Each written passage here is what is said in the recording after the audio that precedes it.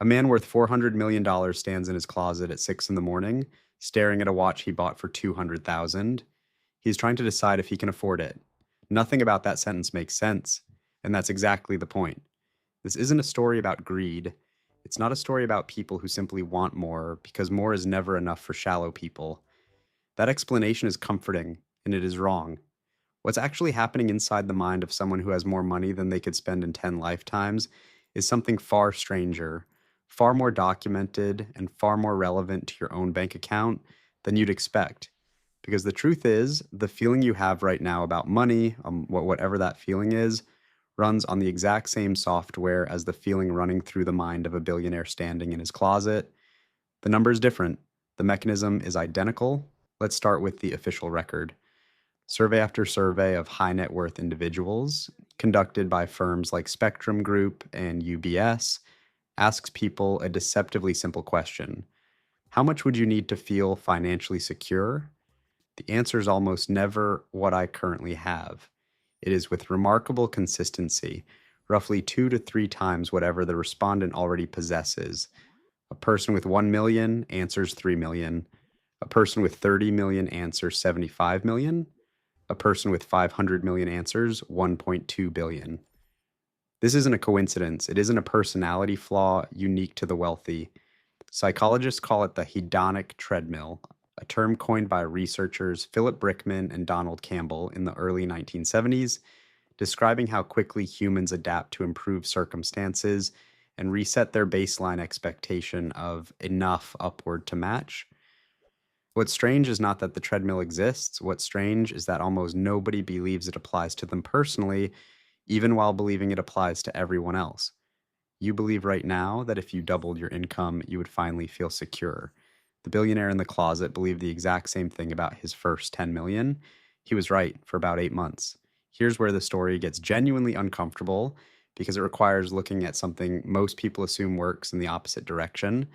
Daniel Kahneman, the psychologist who won a Nobel Prize for showing how irrational human financial decision making actually is, ran extensive research on the relationship between income and emotional well being.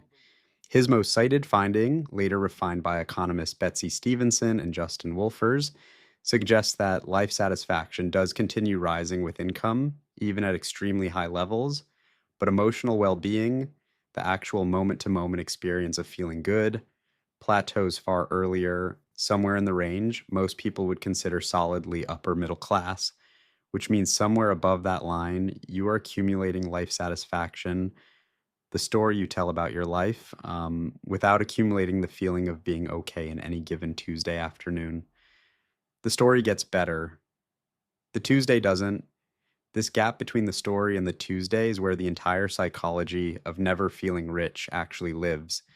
Consider how the mind calculates wealth in the first place. Behavioral economists have a name for this: reference dependence, a concept central to the prospect theory developed by Kahneman and Amos Tversky. Your brain does not evaluate your financial position in absolute terms. It evaluates it relative to a reference point. And that reference point is almost never your past self. It is the people immediately around you. This is why a surgeon earning $400,000 a year can feel financially anxious if every other surgeon in his hospital network earns $600,000.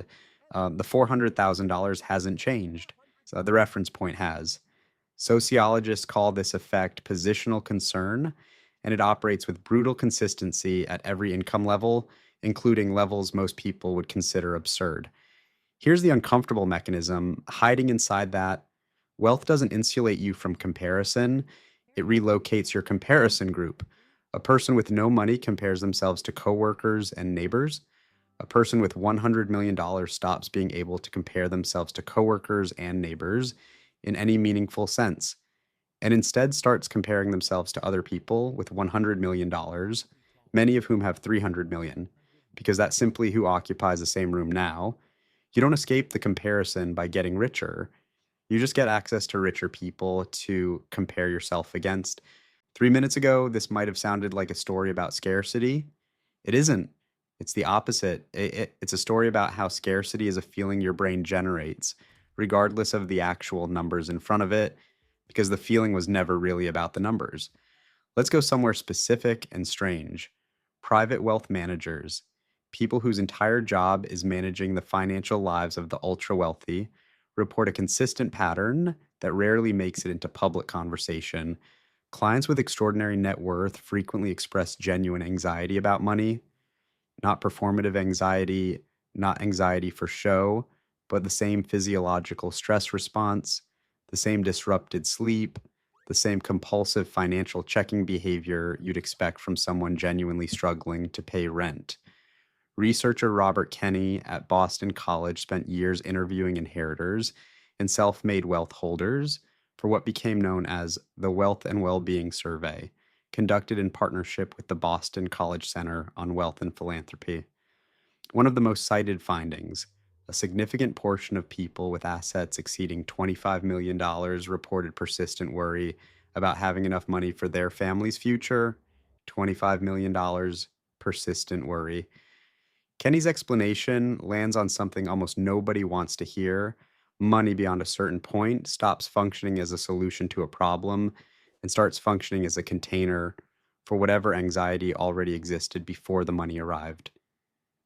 If you were a person who worried, you become a wealthy person who worries about different things with more zeros attached, but structurally indistinguishable from the worry itself.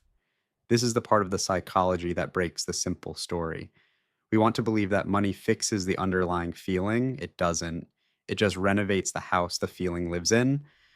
Now, here's the twist inside the twist, the part that should genuinely surprise you.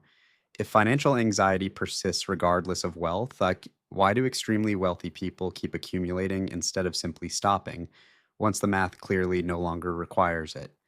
The answer comes from an unexpected place. Identity researchers studying what's called the extended self, a concept developed by consumer psychologist Russell Belk. Belk's research demonstrated that possessions, and by extension, wealth itself, become integrated into a person's sense of who they are, not merely what they have. Once your net worth becomes part of your identity rather than a tool you use, growth in that number stops being optional. It becomes existentially necessary, in the same way a person doesn't stop being themselves just because they've achieved enough self-actualization for one lifetime. A billionaire who stops trying to grow their wealth isn't just choosing financial contentment. In their own mind, they may be choosing to stop being who they are. That reframe changes everything about how irrational this behavior looks from the outside. This explains something that puzzles outside observers constantly. Why does someone with $800 million take a deal that risks $400 million of it for a chance at $1.5 billion? Pure financial logic suggests this is an unnecessary risk to an already solved problem. Identity logic suggests something different, that not taking the risk would mean no longer being the kind of person this individual believes themselves to be. The risk isn't about the money. It never really was. There's a researcher named Thomas J. Stanley who spent decades studying actual millionaires rather than the cultural caricature of them, and one of his most counterintuitive findings deserves attention here. Many genuinely wealthy people, the kind who built fortunes through businesses rather than inheritance, live with a persistent undercurrent of, what if this all disappears? Stanley called it a survivor's relationship with money. Having once not had it, the brain refuses to fully believe the current state is permanent, regardless of how many decades of evidence accumulate to the contrary. This means the watch shopping billionaire from the opening isn't lying to himself exactly. In the part of his brain shaped by whatever financial uncertainty existed before the wealth arrived, $200,000 genuinely still registers as a number worth hesitating over. The conscious mind knows the math. The older, more stubborn part of the mind never fully updates the file.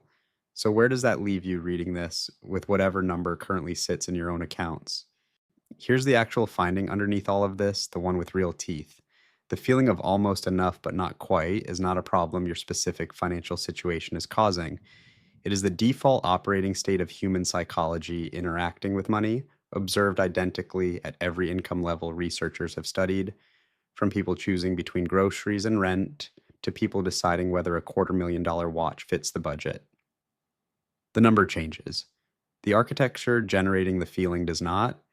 Knowing this doesn't make you rich, and it won't pay your bills tonight. But it does something the watch never could. It tells you the truth about what you're actually chasing and what that chase will and will not deliver once you catch it. The billionaire in the closet isn't going to feel resolved when he buys the watch. He's going to feel resolved for about 8 months. And then the closet and the question and the quiet 6 a.m. hesitation will return, wearing a different price tag, but asking the exact same thing it's always asked. A person stands in front of something they want, doing the math on whether they finally earned the right to feel like enough. The number in that equation was never really the variable that mattered.